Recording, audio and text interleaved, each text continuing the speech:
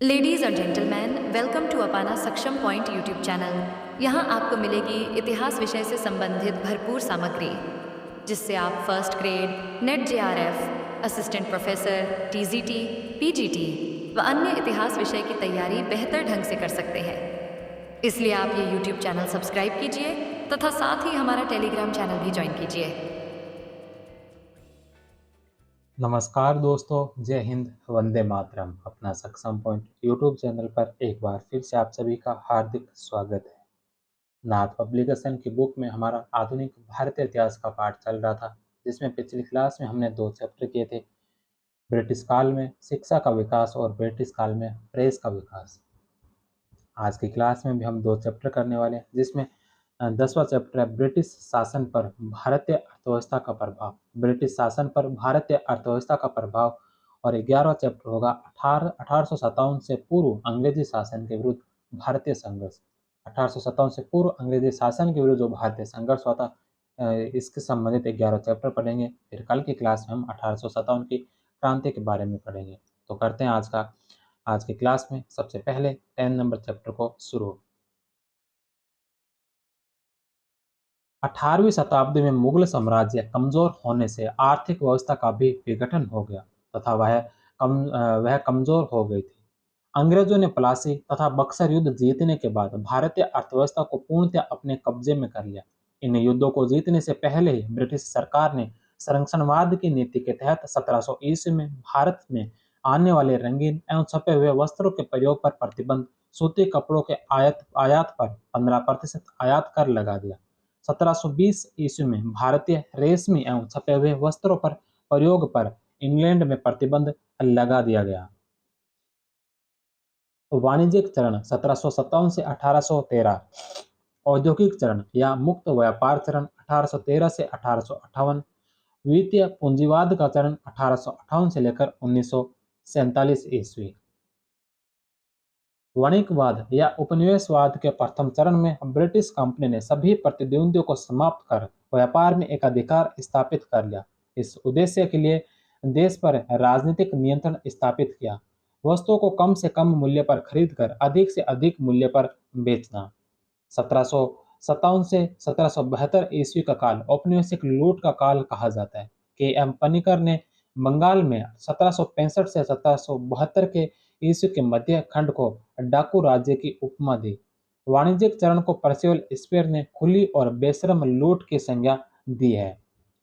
John Stuart Mill को जवाब देते हुए सर जॉर्ज कॉर्नवेल लेविस ने 12 फरवरी 1858 को हाउस ऑफ कॉमन्स में कहा कि मैं पूरे विश्वास के साथ कह सकता हूं कि इस धरती पर आज तक कोई भी सभ्य सरकार इतनी भ्रष्ट, इतनी विश्वासघात और इतनी लुटेरी नहीं पाई गई जितनी 1765 से 1785 तक ईस्ट इंडिया कंपनी की सरकार थी। 1780 में वॉरेन हेस्टिंग्स के समय नमक व अफीम के उत्पादन का एकाधिकार कंपनी को मिला।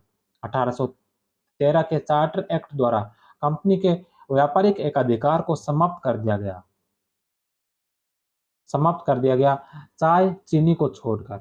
1833 के चार्टर एक्ट द्वारा कंपनी के सभी वाणिज्यिक गतिविधियों पर प्रतिबंध लगा दिया गया। 1813 के चार्टर द्वारा ईस्ट इंडिया कंपनी का व्यापारिक एकाधिकार समाप्त कर हिंदुस्तान को लूटने का रास्ता सभी ब्रिटिश उद्योगपतियों के लिए खोल दिया। खेतिहर भारत अब औद्योगिक इंग्लैंड का आर्थिक उपनिवेश बन गया।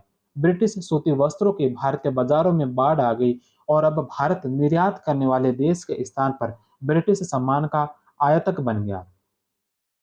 अनऔद्योगिकीकरण 1800 ईस्वी तक भारतीय उद्योग धंधे संसार के सबसे अधिक विकसित थे, क्योंकि अभी उद्योग केवल कुटीर उद्योग थे। उसके उपरांत देश में एक आश्चर्यजनक दृश्य देखा। औद्योगिक क्रांति के फलस्वरूप विदेशों में औद्योगिकीकरण होने लगा और उत्पादन बढ़ने लगा। भारत में औद्योगिक पतन हुआ और धीरे धीरे उत्पादन और अधिक कम होता चला गया। इस युग को 1800 से 1850 तक हम अनौद्योगिकीकरण का काल कह सकते हैं। भारत के परंपरागत हस्तशिल्प उद्योग का ऐसा ह्रास हुआ कि वह मर गया। इस समय इंग्लैंड में औद्योगिक क्रांति मजबूत हो रही थी, जबकि भारत में परंपरागत उद्योग एवं हस्तशिल्प समाप्त हो रहे थे। ब्रिटिश शासन से सर्वाधिक क्षति भारतीय सूती वस्त्र उद्योग को हुई। भारतीय जुलाहों पर प्रभावपूर्ण दबाव बनाने के लिए कंपनी ने पेश में अग्रिम रुपए देने की प्रथा ददनी प्रथा अपनाई, जिसके इसके अनुसार कंपनी के कर्मचारी गुमास्ते जुलाहों को अग्रिम राशि के बदले में उनसे माल आपूर्ति का शर्तनामा लिखवा लेते। इस व्यवस्था में शोषण के चलते अनेक जुलाहों ने अपना धंधा छोड़ दिया। Governor general Lord William Bentinck ने हस्तशिल्प के पतन पर कहा कि भारतीय पुनकरों की हड्डियां भारत के मैदानों में बिखरी पड़ी है। कार्ल मार्क्स ने कहा कि यह अंग्रेज घुसपैठिया था जिसने भारतीय चरखे को तोड़ दिया। पहले इंग्लैंड ने भारतीय सूती माल को यूरोपीय मंडियों से बाहर किया, फिर भारत में सूती माल की बाढ़ ला दी। दादा भाई नौरोजी ने ब्रिटिश राज की तुलना चीनी के बेन चाकू से की। चिकना व मीठा था, किंतु फिर भी वह चाकू ही था। रविंद्रनाथ टैगोर ने आर्थिक उपनिवेश को वाणिज्यवाद का साम्राज्यवाद के साथ गंधर्व विवाह कराया था। कार्ल मार्क्स ने भारत में ब्रिटिश आर्थिक नीति घिनौनी है। कार्ल मार्क्स ने कहा कि भारत में ब्रिटिश आर्थिक नीति घिनौनी है। डेफी ने अपने उपन्यास रॉबिन्सन क्रूसो में लिखा कि भारतीय कपड़ा हमारे घरों, अलमारियों और शयन कक्षों में घुस गया है। 19वीं सदी में डेविस मॉरिस ने औपनिवेशिक शासन के दौरान औद्योगिकरण को अस्वीकृत किया और एक महत्वपूर्ण आर्थिक उन्नति का दावा किया।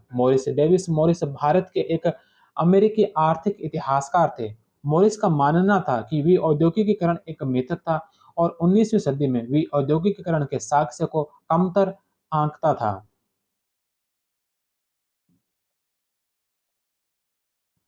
भारतीय उद्योगों के पतन के कारण ब्रिटिश काल में कंपनी की आर्थिक नीतियां तथा भारतीय रियासतों पर अधिकार मुक्त व्यापार की नीति, रजवाड़ों की समाप्ति जो हस्तशिल्प के मुख्य ग्राहक थे, कच्चे माल का भारत से ब्रिटेन को निर्यात, मशीनों का आविष्कार एवं यातायात के नवीन शोषण का साधन, भारतीय धन का बहिर्गमन, कृषि का व्यवसायीकरण। बर्नर ने travellers in the Mughal empire में लिखा है कि बंगाल में धन आने के 100 दरवाजे हैं पर बाहर जाने के लिए एक भी दरवाजा नहीं। भारत में ब्रिटेन की औद्योगिक आवश्यकताओं की पूर्ति के लिए सड़कों, रेलों, डाक तार, बैंक आदि सेवाओं का विस्तार हुआ, जिनमें अंग्रेजों ने पूंजी पूंजी निवेश किया। भारत में मजदूरी सस्ती होने के कारण अंग्रेज निवेश पर अच्छा मुनाफा कमाते थे। 1860 के बाद वित्तीय पूंजीवाद का दौर शुरू हुआ, जिसमें सर्वाधिक पूंजी निवेश सार्वजनिक ऋण के क्षेत्र में किया गया। अंग्रेजों ने रेल निर्माण में भी काफी पूंजी निवेश किया। रेलवे निर्माण 5% लाभ की गारंटी पर आधारित था। 1869 में जॉन लॉरेंस ने इसे समाप्त कर दिया, किंतु 1879 ईस्वी में उन्हें 3.5% गारंटी ब्याज पर इस व्यवस्था को शुरू किया, अर्थात सरकार रेलवे में निवेश पर कम से कम 5% लाभ की गारंटी देती थी। भारत में रेल निर्माण का प्रमुख उद्देश्य कच्चे माल को देश के अंदर के हिस्सों से बंदरगाह तक ले जाना था। साथ ही सेना को भी विद्रोह की स्थिति में दूर-दराज के क्षेत्रों में आसानी से पहुंचाया जा सकता था। भारत में सबसे पहले 1831-32 में लॉर्ड विलियम बेंटिक ने दक्षिणी भारत में कावेरीपट्टनम में करूड तथा मद्रास में बेंगलोर तक रेल चलाने का सुझाव दिया। इस जगह पर रेल को घोड़ों से खींचने का प्रावधान किया गया। इसी प्रकार 1836 में सर ए पी कॉटन ने मद्रास से बंबई तक रेलवे निर्माण की बात कही थी। भारत में प्रथम रेलगाड़ी 16 अप्रैल 1853 ईस्वी को बंबई से थाने के बीच चली, किंतु हाल ही एक शोध के द्वारा यह तथ्य भी सामने आया कि 1851 में रुड़की यूपी में पहली रेलगाड़ी चली थी। लॉर्ड कर्जन के समय भारत में रेलवे लाइन का सर्वाधिक विस्तार हुआ। भारत में रेल लाइन को कार्ल मार्क्स ने आधुनिक युग का अग्रदूत कहा है। भारत में प्रारंभिक विदेशी पूंजी निवेश रेलवे में हुआ। 1860 ईस्वी के बाद अंग्रेजों ने सरकारी ऋण व रेल के अलावा सिंचाई परियोजना, चाय, कॉफी, रबड़ के बागान, खानों, जूट मिलों, जहाजरानी, बैंकिंग आदि क्षेत्रों में भी निवेश किया।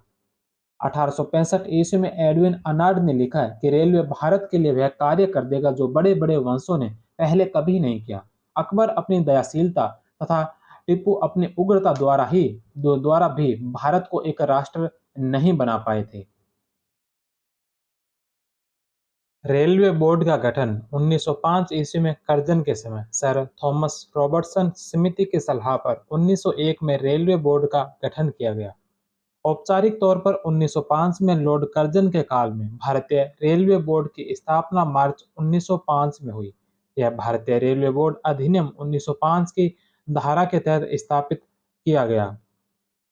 रेलवे की विभिन्न समितियां थॉमस रॉबर्टसन 1901 ईस्वी, मेके समिति 1907 ईस्वी में, 1921 एकवर्थ समिति।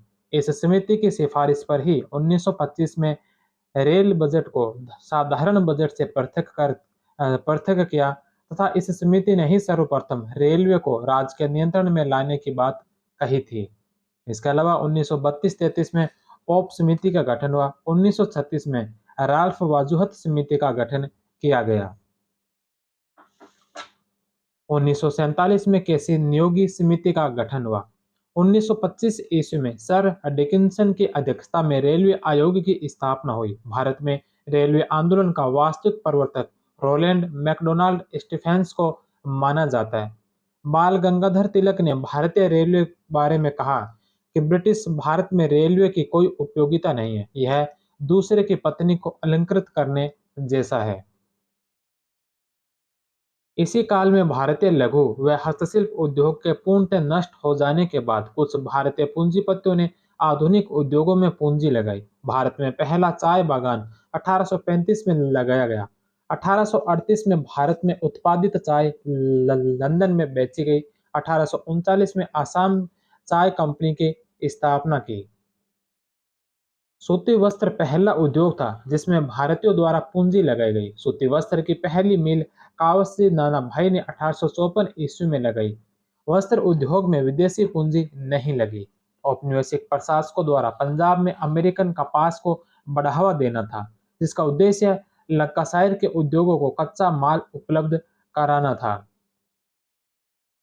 प्रथम सूती कपड़ा मिल 1818 ईस्वी में फोर्ट ग्लोस्टर कलकत्ता के निकट के पास स्थापित हुई, लेकिन यह असफल रही। भारत के कपड़ा उद्योग को स्वदेशी आंदोलन, वित्तीय संरक्षण, जापानी बाजारों की हानि तथा विश्व युद्ध ने प्रोत्साहन दिया। सफल आधुनिक सूती कपड़ा कारखाना 1854 में बंबई में कावसी नानाभाई डाबर के द्वारा खोला गया। भारत में प्रथम जूट कारखाने की स्थापना जॉर्ज ऑकलैंड के द्वारा 1855 में कलकत्ता के निकट रिसरा में की गई। जोसिया मार्शल हीथ के प्रयासों से भारत में प्रथम इस्पात कारखाना पोर्टोनोवा एंटरप्राइजेस की स्थापना अरकाट में हुई।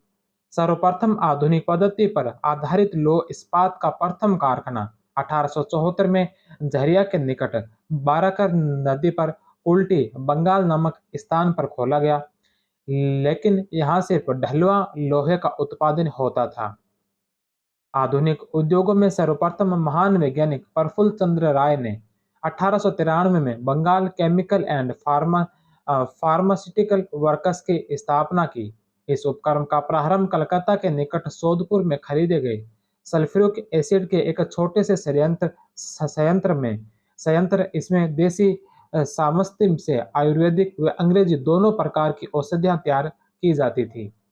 1907 में बिहार में जमशेदजी टाटा ने सिंह भूमि में सांकंची नामक स्थान पर Tata iron and steel company TISCO की शुरुआत की।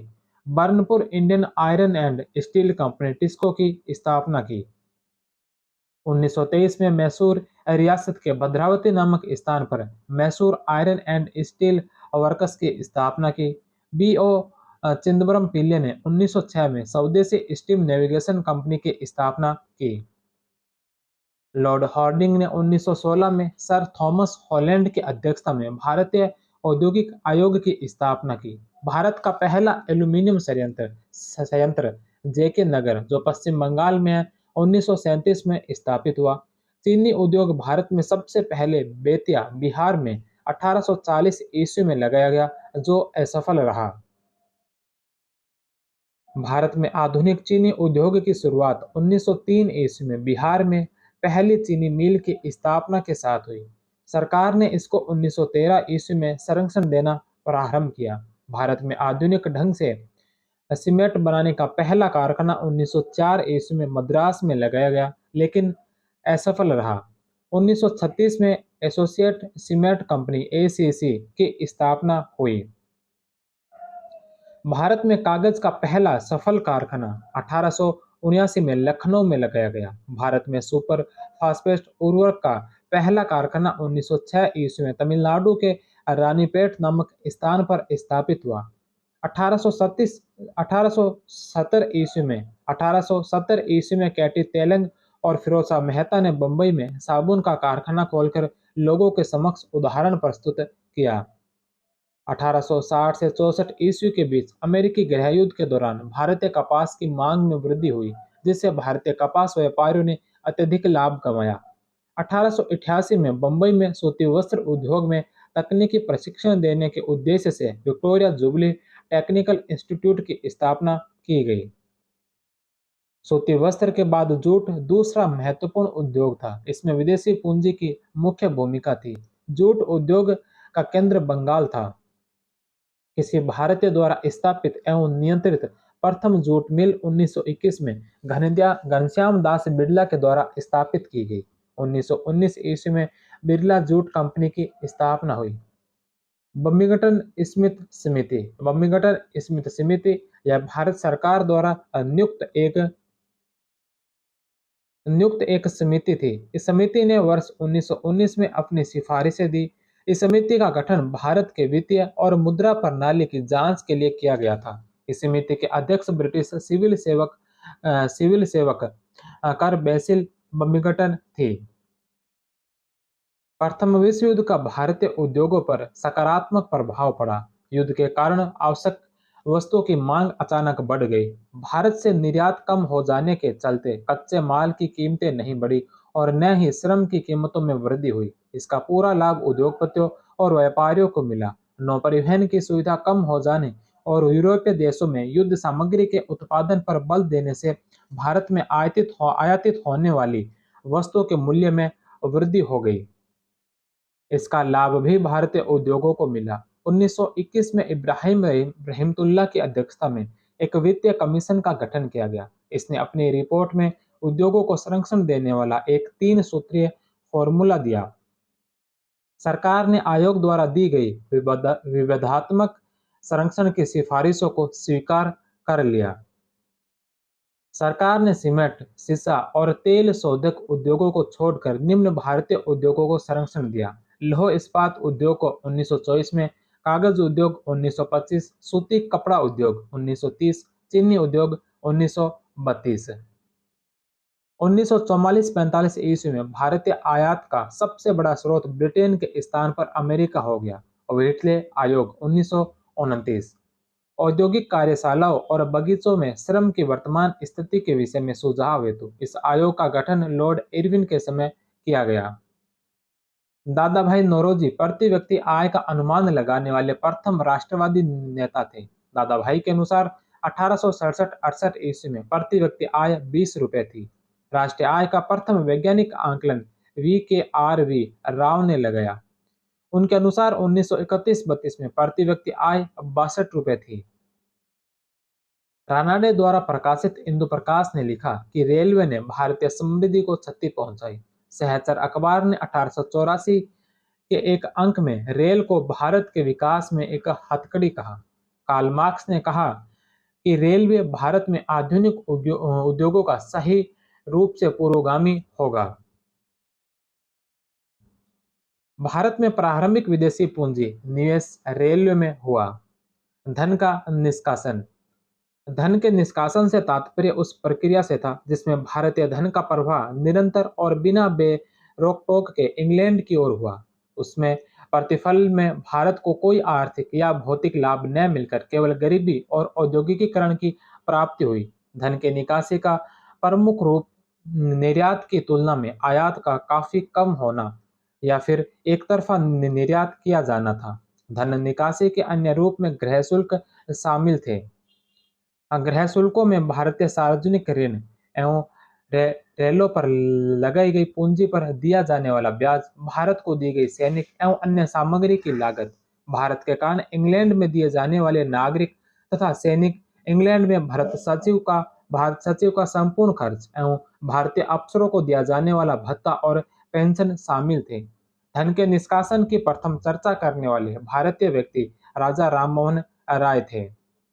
उन्होंने 1831 में लंदन में हाउस ऑफ कॉमन्स की परवर समिति को भेजी गई अपनी साक्ष्य में एक इस मुद्दे को उठाया था। दादा भाई नौरोजी प्रथम व्यक्ति थे जिन्होंने 1867 में लंदन में ईस्ट इंडिया एसोसिएशन की बैठक में अपने पत्र इंग्लैंड्स ड्यूटीज टू इंडिया में धन निष्कासन का सैद्धांतिक आधार प्रस्तुत किया।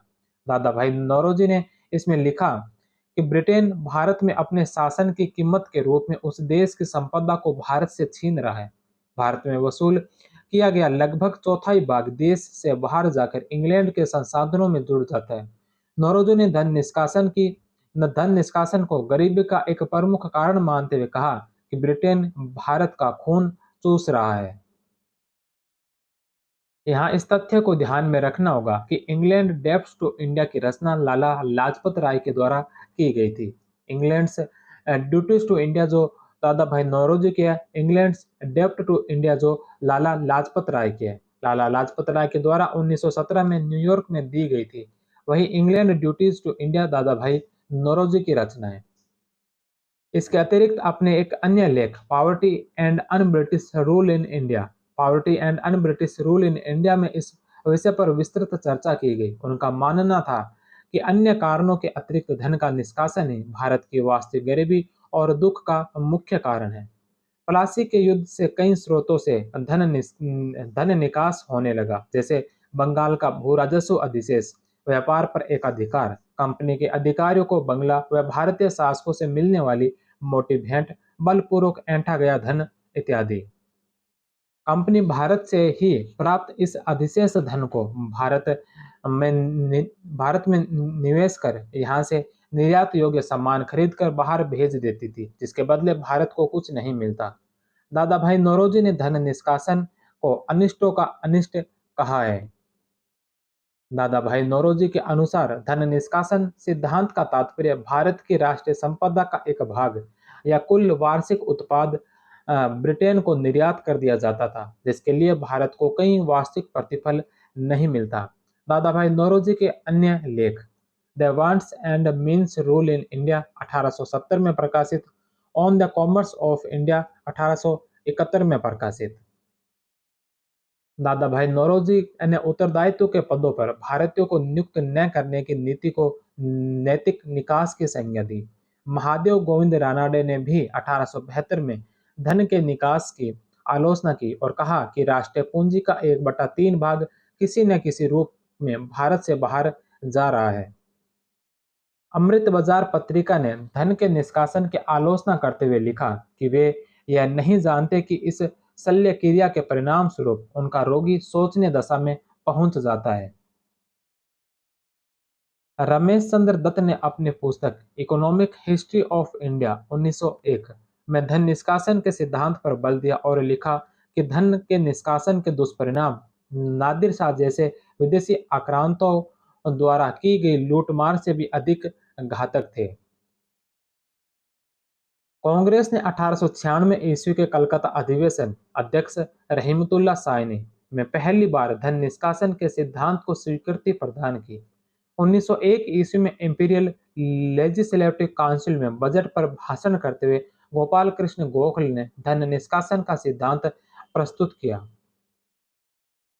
आर.सी. दत्त ने धन निष्कासन के निम्न दुष्परिणाम बताए: निर्यात की कृत्रिम उधारी, हस्तकौशल का विनाश, आधुनिक उद्योगों के विकास को अवरुद्ध करने, भू राजस्व के भार आदि को धन निष्कासन का मुख्य आधार माना है। आर.सी. दत्त ने लिखा है कि राजा का अपनी प्रजा से अधिक कर वसूल करना सूरज द्वारा पृथ्वी से उस पानी को प्राप्त करने के समान है जो वर्षा के रूप में पुण्य भूमि को देता है। परंतु यहाँ तो सूरज पानी भारत से ग्रहण कर वर्षा केवल इंग्लैंड को देता है। मद्रास काउंसिल के अध्यक्ष जॉन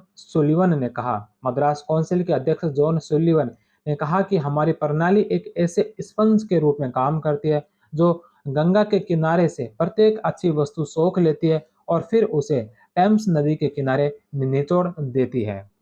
डिग्बी के अनुसार 1757 से 1815 ईस्वी के बीच 10 करोड़ पौंड का धन इंग्लैंड गया। धन निष्कासन के तत्व: गृह कर, home charges, east India company के भागीदारों को लाभांश, विदेशों में लिए गए सार्वजनिक ऋण, सैनिक व असैनिक व्यय, पेंशन इत्यादि। इंग्लैंड में भंडार वस्तुओं की खरीद। इसके अलावा विदेशी पूंजी पर दिया जाने वाला ब्याज, विदेशी बैंक, बीमा व नौवहन कंपनियों द्वारा कमाया जाने वाला धन। 1858 के बाद भारत विषयक मंत्री के इंडिया ऑफिस के खर्चों के लिए भारत से इंग्लैंड धन भेजना शुरू हुआ। ब्रिटिश शासन भारत से निकलने वाला खून का एक दरिया था, दादा भाई नौरोजी का कथन है। दादा भाई नौरोजी के धन निष्कासन सिद्धांत पर सर सैयद अहमद का विश्वास नहीं करता था, क्योंकि वे मुस्लिम समाज का विकास ब्रिटिश सत्ता के बने रहने से ही संभव मानते थे। ब्रिटिश काल में संपत्ति दोहन का सर्वाधिक महत्वपूर्ण स्रोत होम चार्जेज, गृह कर था। 1871 में दादा भाई नौरोजी ने कहा था कि मेरे विचार से इंग्लैंड के भारत से चले जाने और उसके स्वयं के हाल पर छोड़ देने से बड़ा संकट भारत के लिए कुछ और नहीं होगा। लिबरल पार्टी के टिकट पर ब्रिटिश हाउस कॉमन्स के लिए 1892 में चुने जाने वाले पहले भारतीय व्यक्ति दादा भाई नौरोजी थे। स्वतंत्रता की पूर्व संध्या अर्थात 1944 से 46 के मध्य भारत की कुल राष्ट्रीय आय 4,931 करोड़, प्रति व्यक्ति आय 204 रुपए। दादा भाई नौरोजी ने 20 रुपए बताई थी प्रति व्यक्ति आय 1867 में। डेविड वेल्फर और मेजर वेडिंग के अनुसार सरकारी आंकड़ों के आधार पर 27 रुपए थी 1882 ईस्वी में। लॉर्ड कर्जन ने 1901 में प्रति व्यक्ति आय 30 रुपए बताई थी।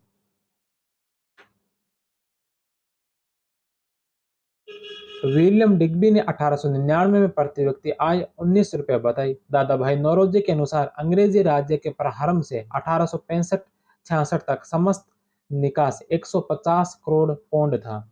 1901 में RC10 ने 2 करोड़ 20 लाख पौंड प्रति वर्ष का निष्कासन का अनुमान लगाया था। भारतीय धन बाहर जाकर वापस भारत में ऋण के रूप में आता, जिस पर भारत को ब्याज भी देना पड़ता, अर्थात भारत को भारतीय धन पर ही ब्याज देना पड़ता। इस प्रकार ब्याज व ऋण का कुचक्र बन गया। वेलवी आयोग। धन संपत्ति के दोहन के मामले में इस समिति ने दादा भाई नौरोजी से प्रश्न किए। 24 मई 1895 में भारतीय व्यय की जांच के लिए रॉयल कमीशन के रूप में लॉर्ड वेलवी की अध्यक्षता में एक आयोग का गठन किया गया, जो वेलवी आयोग के नाम से प्रसिद्ध हुआ। इस आयोग में 14 सदस्य थे, जिसमें एकमात्र भारतीय दादा भाई नौरोजी थे। 1897 में वेलवी आयोग के समक्ष गवाही पेश करने के लिए दीनसा वाचा, गोपाल कृष्ण गोखले, सुरेंद्र नाथ बनर्जी और सुब्रह्मण्यम अय्यर लंदन गए। इस आयोग ने 1900 में अपनी रिपोर्ट प्रस्तुत की। कृषि का वाणिज्यीकरण। इससे तात्पर्य फसलों का उत्पादन स्वयं उपभोग या स्थानीय उपभोग के लिए न होकर राष्ट्रीय अथवा अंतर्राष्ट्रीय व्यापार के लिए होने हैं। अंग्रेजों द्वारा भारतीय कृषि व्यवस्था का बलात् व्यवसायीकरण किया गया, जिसकी शुरुआत बंगाल से हुई। भारत में कृषि के वाणिज्यीकरण के निम्न कारक थे। भारत में ब्रिटिश प्रशासन द्वारा अपनाई गई प्रत्येक भू राजस्व प्रणाली में कृषि राजस्व की मांग अत्यधिक ऊंची रही। समय पर भू राजस्व न चुकाने पर कृषकों को उनकी भूमि से बेदखल कर दिया जाता था, इसलिए वाणिज्यिक फसलों के उत्पादन पर बल दिया गया। कंपनी ने भारत में शिल्प उत्पादों के स्थान पर कृषि उत्पादों के निर्यात की नीति अपनाई। औद्योगिक क्रांति। ब्रिटेन में औद्योगिक क्रांति ने भारत में कृषि के वाणिज्यीकरण को गति प्रदान की। कच्चे माल के रूप में कपास, गन्ना, रबड़, तिलहन जैसी फसलों की मांग बढ़ी। ब्रिटिश कंपनी ने अपने चीन के साथ व्यापार को संतुलित करने के लिए भारत में अफीम की खेती को बढ़ावा दिया। 1813 के अधिनियम द्वारा कंपनी के व्यापारिक एक अधिकार को समाप्त कर सभी ब्रिटिश जनों को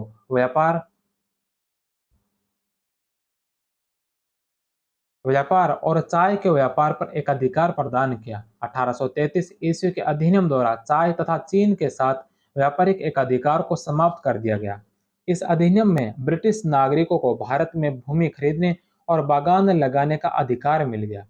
रॉबर्ट ब्रूस उद्यानिकी विशेषज्ञ था, जो चीन से तस्करी करके चाय के बीज लाया और भारत में चाय बागानी को संभव बनाया। भारत में प्रथम चाय बागान 1835 में असम में लगाया गया। इसे चाय का प्रथम निर्यात 1838 में लंदन को हुआ। असम चाय कंपनी की स्थापना 1839 में हुई। चाय बागानों में काम करने के लिए नागपुर से बंधुआ मजदूरों को लाया जाता था। कृषि के वाणिज्यीकरण से कृषकों व मजदूरों का शोषण बढ़ गया। नील की खेती से होने वाले शोषण को नील दर्पण नाटक में दर्शाया गया। लुई बन्नो नामक एक फ्रांसीसी ने 1777 में पहल बंगाल में नील की खेती शुरू की। तीन कठिया प्रथा।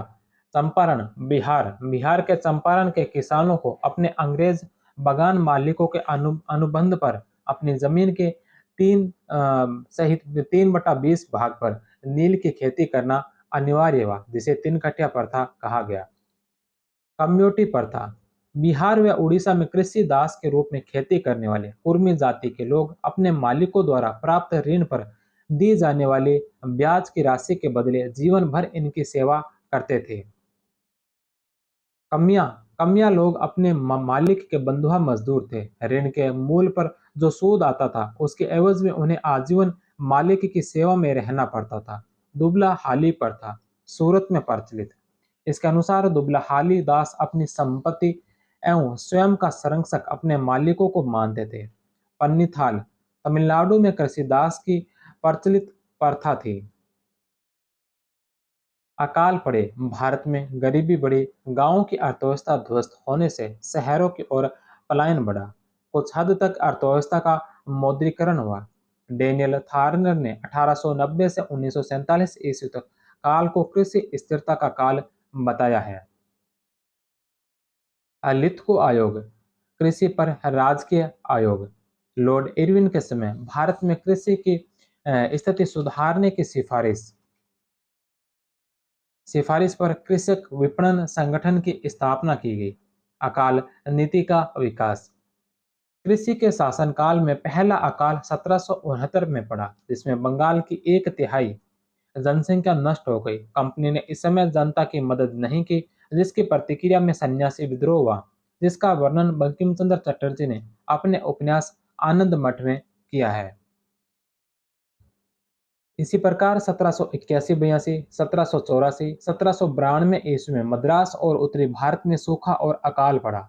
1792 ईस्वी के पूर्व कंपनी ने अकाल पीड़ितों को राहत पहुंचाने के लिए कोई प्रयास नहीं किया, परंतु 1792 में कुछ सहायता कार्य अवश्य किए, परंतु अकाल संबंधी कोई निश्चित नीति का निर्धारण नहीं किया गया। 1858 में कंपनी शासन की समाप्ति के बाद सरकार ने अकाल और राहत संबंधी उत्तरदायित्व अपने ऊपर लिया। कर्नल स्मिथ समिति 1860-61 ईस्वी। दिल्ली तथा उसके आसपास के क्षेत्रों में आए अकाल के कारणों तथा उनकी उग्रता की जांच के लिए परिणाम कुछ विशेष नहीं।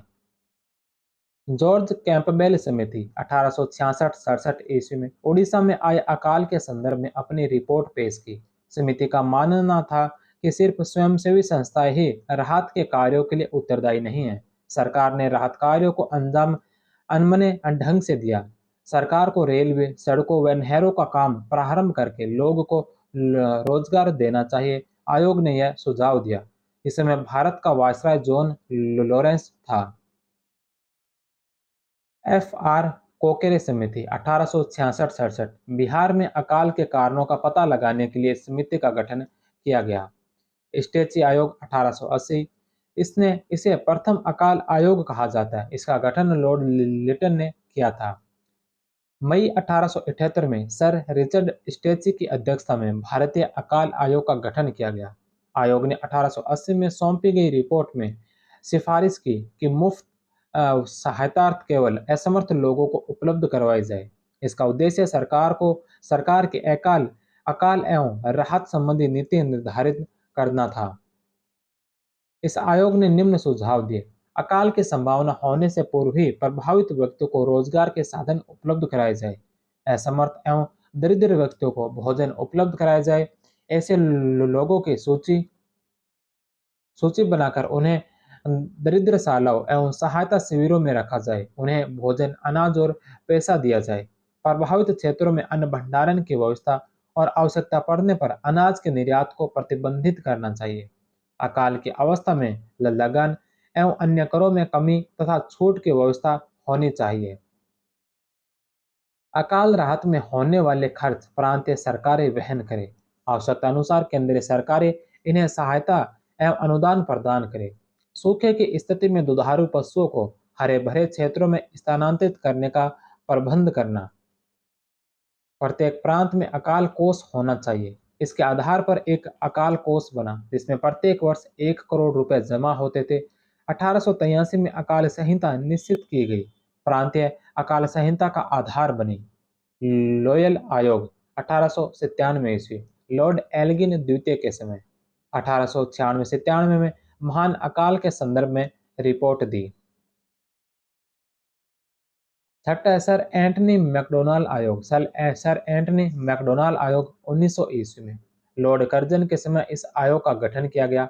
अकाल के समय पशुओं एवं बीज के लिए आर्थिक सहायता देने एवं अस्थायी जल प्रबंध कुओं द्वारा करने का सुझाव दिया।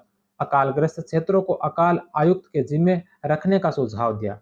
सरकारी राहत के साथ साथ गैर सरकारी साधनों के भी उपयोग का सुझाव दिया।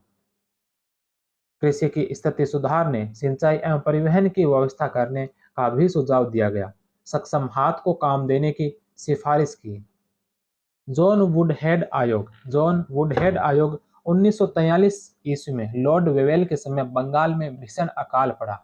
इसके लिए मानवीय कारक कारण अधिक उत्तरदायी थे। राहत कार्य देर से शुरू हुआ। युद्ध के कारण पर्याप्त ध्यान भी नहीं दिया गया। युद्ध के कारण वर्मा से चावल का आयात भी बंद हो गया। भारतीय अर्थव्यवस्था से संबंधित अन्य महत्वपूर्ण तथ्य। एसोचैम 1919 के सुधारों के बाद से ही अपने नस्ली अलगाव और अपनी स्वतंत्रता पर अड़े हुए ब्रिटिश पूंजीपतियों के रवैये अपने भारतीय बंधुओं के प्रति कड़े होने लगे थे, क्योंकि वे भारतीय उद्योगपतियों को कोई छूट देने के पक्ष में नहीं थे। 1921 में यूरोपीय व्यापारी संगठनों ने एसोसिएट चैम्बर्स ऑफ कॉमर्स नाम से एक शीर्ष संगठन का गठन किया था। इसका जवाब भारतीय पूंजीपतियों ने 1927 में अपना एक संगठन फिक्की बनाया जिसके अध्यक्ष पुरुषोत्तम दास ठाकुरदास थे। 1920 और 23 के बीच सूती मिलों के शेयरों के दाम तेजी से लुढ़के। कपास पर 35% आबकारी के उन्मूलन के लिए उद्योगपतियों विधायिका में स्वराज्यवादियों से हाथ मिला लिया। दिसंबर 1925 में आबकारी समाप्त कर दी गई, लेकिन सूती मालिकों की समस्या दूर नहीं हुई। जनवरी 1927 में भारतीय शुल्क बोर्ड की एक रिपोर्ट में धागे को छोड़कर सभी सूती मालों पर आयात शुल्क को 1% से बढ़ाकर 15% की सिफारिश की, लेकिन लंकाशायर के उग्र विरोध के कारण भारतीय सरकार ने इस निर्णय को स्थगित रखा। 1929 की भयंकर आर्थिक मंदी के कारण ब्रिटिश सरकार ने अपनी खराब वित्तीय स्थिति को सुधारने के लिए मार्च 1930 में कपास संरक्षण कानून में कपास संबंधी कर 11% से बढ़ाकर 15% कर दिया, वह भी केवल गैर ब्रिटिश मालों के लिए। साम्राज्यिक प्राथमिकता की इस व्यवस्था से भारतीय उद्योगपति नाराज हो गए और घनश्याम दास बिड़ला तथा पुरुषोत्तम दास समेत कई ने विधायिका से त्यागपत्र दे दिया। बॉम्बे प्लान 1944 में भारत में 8 प्रसिद्ध उद्योगपतियों के नाम से एक योजना प्रकाशित हुई जिसमें टाटा, बिड़ला जैसे उद्योगपति भी शामिल थे। इसे बॉम्बे योजना का नाम दिया गया। मिश्रित अर्थव्यवस्था की परिकल्पना इस योजना में दिखलाई देती है। बॉम्बे प्लान में कुल 8 सदस्य थे, जिनमें JRD टाटा, घनश्याम दास बिड़ला, कस्तूर भाई लाल भाई, सर पुरुषोत्तम दास ठाकुर दास, सर श्रीराम, सर अर्देशियर दलाल एडी सराफ तथा डॉक्टर जॉन मथाई थे।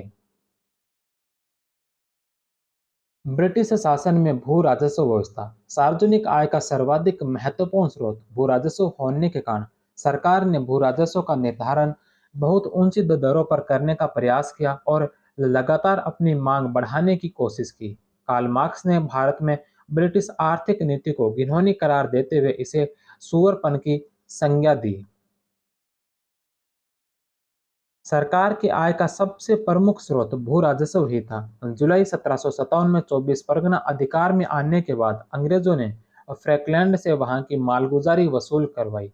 हॉलवेल का मानना था कि जब तक भूमि हम लोगों के हाथ में रहेगी, हम लोग उसका असली मूल्य नहीं जान पाएंगे। अतः उसने परगने में खुली बोली लगाने का सुझाव दिया। ब्रिटिश शासन में सर्वप्रथम वॉरेन हेस्टिंग्स ने 1772 में इजारेदारी व्यवस्था की शुरुआत की थी।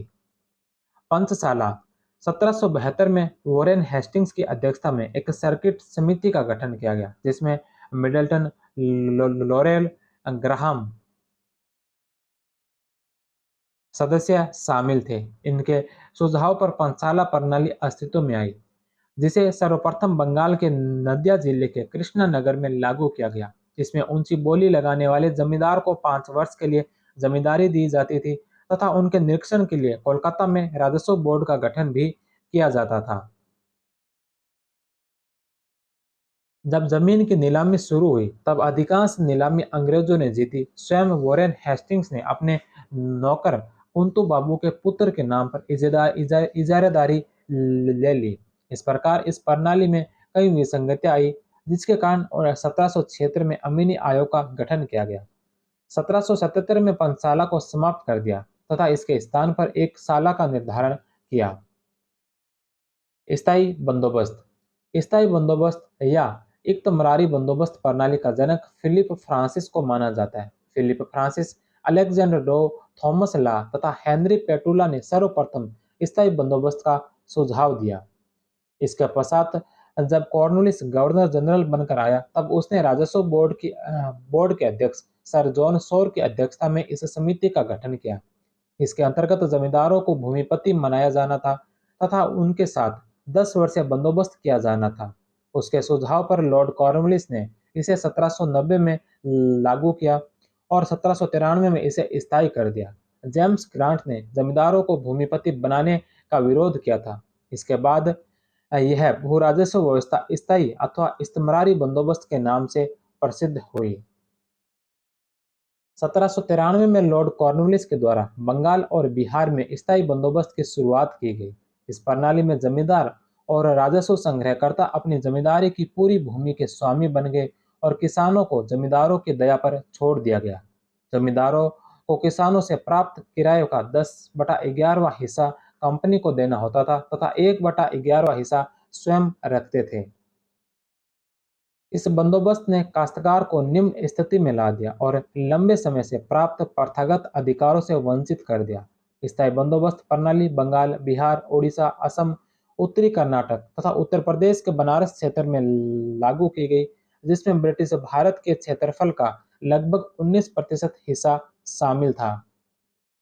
स्थायी बंदोबस्त की प्रणाली से कंपनी को लाभ हुआ कि कंपनी की आय निश्चित हो गई, कंपनी का प्रशासनिक व्यय बच गया तथा अकाल पड़ने या फसल खराब होने की स्थिति में भी कंपनी को निश्चित हिस्सा मिलना तय हो गया।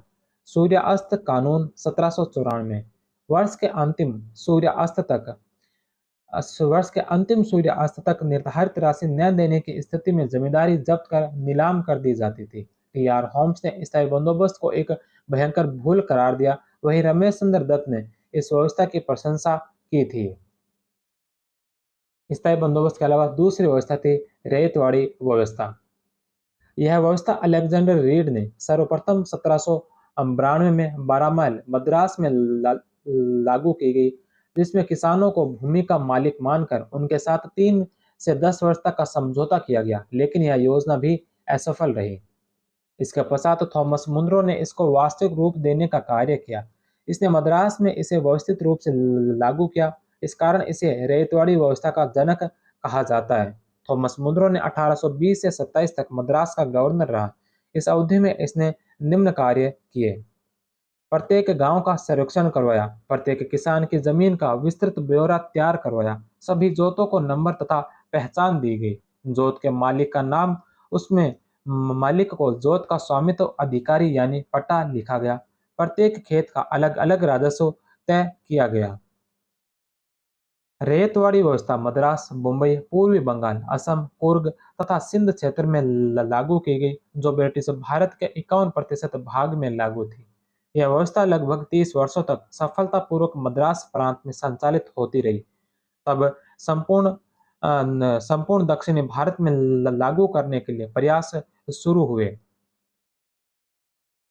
वर्ष 1855 में दक्षिण में विस्तृत भू-सर्वेक्षण करवाया गया तथा 30% कर तय करके 1858 में इसे दक्षिणी भारत में लागू करना शुरू किया। 1861 में यह संपूर्ण दक्षिणी भारत में लागू की गई। 1864 में कुल उपज का 50% लगान तय किया गया। स्टुअर्ट एल्फिंस्टन यह 1819 में बंबई का गवर्नर बना था। इसने बंबई से बंबई में कंपनी के भू-राजस्व वसूली का काम किया था। चैपलिन रिपोर्ट जो 1822 में आई थी का संबंध बंबई के भू-राजस्व प्रणाली से था। 1824 से 28 के मध्य आर के प्रिंगल के नेतृत्व में मुंबई प्रांत का भू सर्वेक्षण करवाया गया। तत्पश्चात मुंबई में इस प्रणाली को व्यापक पैमाने पर लागू किया गया। इसमें कुल उपज का 55% राजस्व तय किया गया। 1835 में विग्नेट तथा गोल्ड स्मिथ के नेतृत्व में दोबारा भूमि का सर्वेक्षण करवाया तथा कर निर्धारण को बदला। पहले जहां उपज के आधार पर भू राजस्व वसूल किया किया गया था, अब इसे बदलकर अब भूमि के मूल्य के आधार पर कर दिया गया। 1847 में विग्नेट, डेविडसन तथा गोल्ड स्मिथ ने एक रिपोर्ट प्रकाशित की। रैयतवाड़ी व्यवस्था में कलेक्टरों को लगान एकत्रित करने की जिम्मेदारी दी गई, जिसके कारण प्रशासन का कार्य काफी बढ़ गया। रमेश चंद्र दत्त के अनुसार स्थायी बंदोबस्त में रैयतों पर कंपनी की जकड़ का स्वरूप वही होगा जो गुलाम के ऊपर उसके मालिकों का होता है। स्थायी बंदोबस्त, रैयतवाड़ी व्यवस्था और इसके पश्चात तीसरी थी महालवाड़ी व्यवस्था। इस व्यवस्था में भूमि का सर्वेक्षण करके तथा महाल गांव को एक इकाई मानकर महाल को भूमिपति माना जाता था तथा सामूहिक लगान तय की जाती थी, जिसे चुकाने की जिम्मेदारी ग्राम प्रधान या तालुकदार की होती थी। इस व्यवस्था को महालवाड़ी व्यवस्था कहा जाता है। हॉल्ट मैकेंजी को महालवाड़ी व्यवस्था का जनक कहा जाता है। 1819 में मैकेंजी ने इस व्यवस्था का प्रस्ताव कंपनी निदेशक को भेजा, जिसे 1822 में रेगुलेशन एक्ट 7 के तहत कानूनी रूप दिया गया। इस व्यवस्था में राजस्व दर कुल उत्पादन का 80% तय किया गया तथा राजस्व वसूली की जिम्मेदारी महाल प्रधान की होती थी। मालवाड़ी व्यवस्था में प्रारंभ में कुल भूमि का 80% हिस्सा राज्य का निर्धारित किया गया, जिसे लॉर्ड विलियम बेंटिक ने घटाकर 66% कर दिया। थॉमसन ने 1855 में सहारनपुर नियमों के अनुसार भूमि कर का हिस्सा 50% निर्धारित किया गया। इस प्रणाली की विसंगतियों को दूर करने के लिए तत्कालीन governor general Lord William Bentinck के द्वारा इलाहाबाद में बैठक बुलाई गई तथा इस बैठक के बाद रेगुलेशन 1833 पारित किया गया। इसके तहत राजस्व दर 66% निश्चित हो गई। मार्टिन बर्ड इसने उत्तर भारत में भूमि का सर्वेक्षण करवाया था। इस कारण इसे उत्तर भारत में भूमि व्यवस्था का प्रवर्तक माना जाता है। मालवाड़ी व्यवस्था को उत्तरी पश्चिमी प्रांत, अवध, मध्य प्रांत तथा पंजाब के कुछ हिस्सों में लागू किया गया। इसके अंतर्गत ब्रिटिश भारत का 30% भाग शामिल था। तालुकदारी व्यवस्था तालुकदारी व्यवस्था इसे अवध में मालवाड़ी की तर्ज पर लागू किया गया था। तो यह था 10वां चैप्टर, ब्रिटिश शासन का भारतीय अर्थव्यवस्था पर प्रभाव। ब्रिटिश शासन का भारतीय अर्थव्यवस्था पर क्या प्रभाव पड़ा, धन निष्कासन, भारत में ब्रिटिश के द्वारा किए गए कार्य और इसके अलावा कृषि से संबंधित व्यवस्थाएं, किसानों से संबंधित व्यवस्थाएं, मालवाड़ी व्यवस्था, रेतवाड़ी व्यवस्था, स्थायी बंदोबस्त को हमने इस चैप्टर में पढ़ा। इसके पश्चात 11वां चैप्टर शुरू करते हैं इसी क्लास में, जिसमें हम पढ़ेंगे 1857 से पूर्व अंग्रेजी शासन के विरुद्ध भारतीय संघर्ष। 1857 से पूर्व अंग्रेजी शासन के विरुद्ध जो भारतीय संघर्ष हुए थे, कौन कौन से संघर्ष हुए थे, उन संघर्षों के बारे में मैं इसी क्लास में अब इस चैप्टर को करते हैं शुरू। तो करते हैं 11वां चैप्टर शुरू।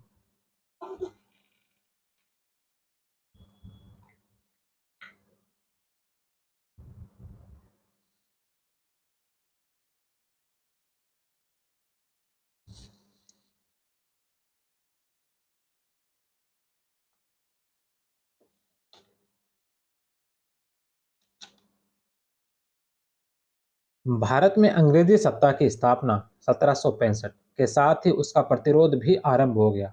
इन विद्रोहों के पीछे प्रमुख कारण ब्रिटिश राज की आर्थिक, प्रशासनिक और भू राजस्व संबंधी नीतियां थी। जैसे वॉरेन हेस्टिंग्स के द्वारा अधिक कर मांगे जाने पर बनारस के राजा चेत सिंह ने 1778 में इसका विरोध किया। 1798 में वेलेजली के द्वारा अवध के नवाब वजीर अली और उसके चाचा शहादत या सादत अली के पक्ष में गद्दी से उतार दिए जाने पर वजीर अली ने ब्रिटिश रेजिडेंट जीपी चेरी की हत्या कर दी। कंपनी सरकार की राजनीतिक एवं आर्थिक नीतियों के परिणाम स्वरूप समाज में विभिन्न वर्गों, विस्थापित शासकों, जमींदारों, धार्मिक नेताओं, फकीरों, सन्यासियों, सैनिकों, किसानों एवं जनजातियों ने अनेकों बार प्रतिरोध एवं विद्रोह किया था। भारत के विभिन्न भागों में ऐसे अनेक विद्रोह हुए, जिनमें सबसे बड़ा विद्रोह 1857 का विद्रोह था। इन विद्रोहों 1757 से लेकर 1857 के मध्य को मोटे तौर पर चार भागों में बांटा जा सकता है: नागरिक विद्रोह, किसान आंदोलन, आदिवासियों के आंदोलन अथवा जनजाति आंदोलन और सैनिक विद्रोह। इसमें सबसे पहले हम देखते हैं नागरिक विद्रोह। नागरिक विद्रोह कंपनी शासन के 100 वर्षों के भीतर विस्थापित शासकों, जमींदारों, बड़े भूमिपतियों के नेतृत्व में अनेक विद्रोह हुए। इन विद्रोह का मुख्य कारण पुराने जमींदार, किसानों, कारीगरों इत्यादि का आर्थिक शोषण था। सन्यासी विद्रोह वॉरेन हेस्टिंग्स ने विद्रोह को सन्यासी विद्रोह नाम देते हुए इसे हिंदुस्तान के यायावरों का पेशावर उपद्रव, दस्युता और डकैती की संज्ञा दी। बंगाल के सन्यासी शंकराचार्य के अनुयायी थे एवं विभिन्न संप्रदायों में बंटे हुए थे। विद्रोही सन्यासी गिरि संप्रदाय के अनुयायी थे। बंगाल में अंग्रेजी राज की स्थापना के साथ ही उसके शोषण की जो प्रक्रिया आरंभ हुई, उसका प्रभाव पुराने जमींदारों, किसानों, कारीगरों एवं सैनिकों पर पड़ा। बंगाल में इसी समय 1769-70 में का उसी समय का भीषण दुर्भिक्ष पड़ा। ये सभी लोग सन्यासियों से मिल गए और कंपनी के गोदामों, खेतों में खड़ी फसलों को लूटना आरंभ कर दिया। सरकार ने विद्रोहियों के दमन का प्रयत्न किया तथा तीर्थ स्थानों पर जाने वाले यात्रियों पर प्रतिबंध लगा दिए, जिससे सन्यासियों का आंदोलन और अधिक उग्र और व्यापक हो उठा। 1763 ईस्वी में लगभग 1763 ईस्वी से लेकर लगभग 1800 ईस्वी तक बंगाल में चले इस आंदोलन का वॉरेन हेस्टिंग्स ने कठोरतापूर्वक दमन किया था।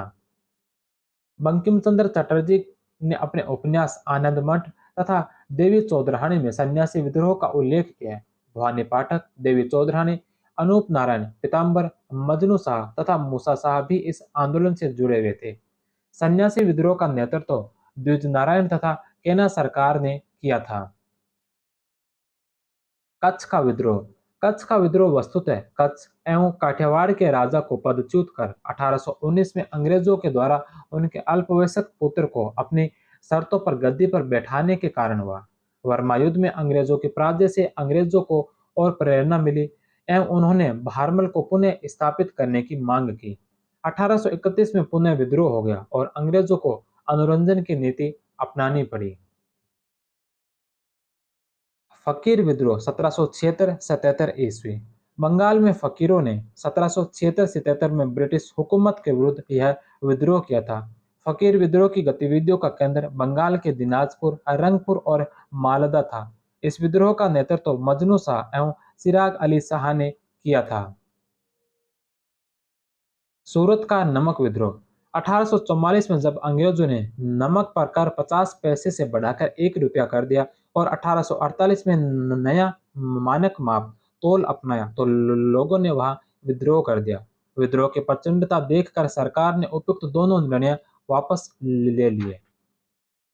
बघेरा विद्रोह 1818 से 1820 ईस्वी ओख मंडलम के बघेरों ने शुरू से ही अंग्रेजी शासन का विद्रोह किया। बड़ौदा के गायकवाड़ ने अंग्रेजी सेना की सहायता से बघेरों से अधिक कर एकत्र करने का प्रयास किया। फलतः बघेरा सरदारों ने विद्रोह कर दिया।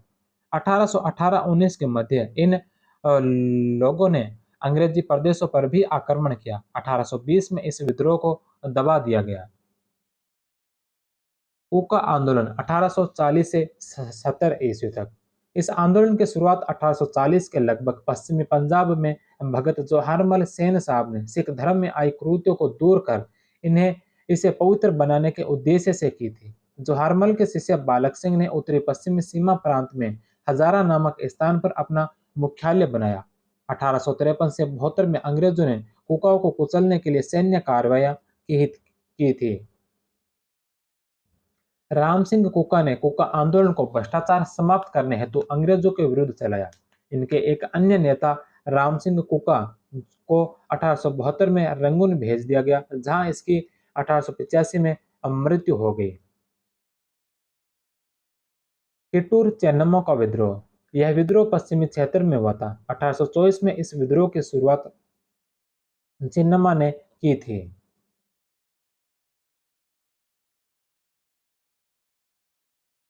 किटूर के शासक शिवलिंग रुद्र की 1824 में मृत्यु हो गई थी, तो अंग्रेजों ने उसे गोद लिए हुए पुत्र को उत्तराधिकारी मानने से इनकार कर दिया। तो उसकी विधवा रानी चेन्नम्मा ने रामप्पा की सहायता से विद्रोह कर दिया। बाद में अंग्रेजों ने इस विद्रोह को कुचल दिया। रामप्पा को फांसी दे दी गई तथा चेन्नम्मा को धारवाड़ जेल में मृत्यु हो गई। विजयनगरम के राजा का विद्रोह। ईस्ट इंडिया कंपनी को जब उत्तरी सरकार की जिम्मेदारी मिल गई जब उत्तरी सरकार की जमींदारी मिल गई, तो उसने विजयनगर के राजा से, जिनकी उस क्षेत्र में जमींदारी थी, काफी बड़ी रकम मांगी तथा अपनी सेना भंग करने को भी कहा। राजा द्वारा अवज्ञा करने पर कंपनी ने उसकी जमींदारी जब्त कर ली, जिसके चलते राजा ने बगावत कर दी। 1874 में वह युद्ध में मारा गया। राजा के पुत्र को इसका इलाका कम करके जमींदारी लौटा दी गई।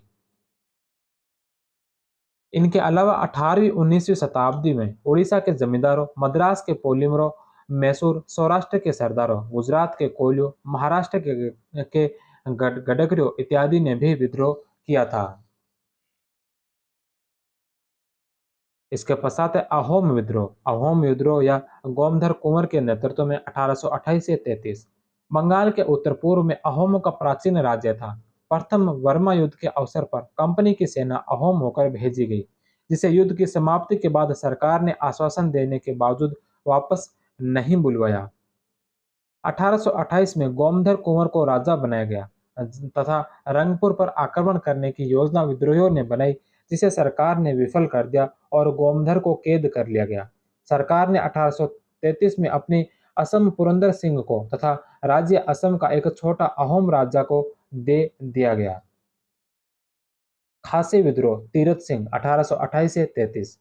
यह विद्रोह मेघालय की जैंतिया गारो पहाड़ियों में हुआ। इस आंदोलन का नेतृत्व तीरथ सिंह बारमानी तथा मुकुंद सिंह ने किया था।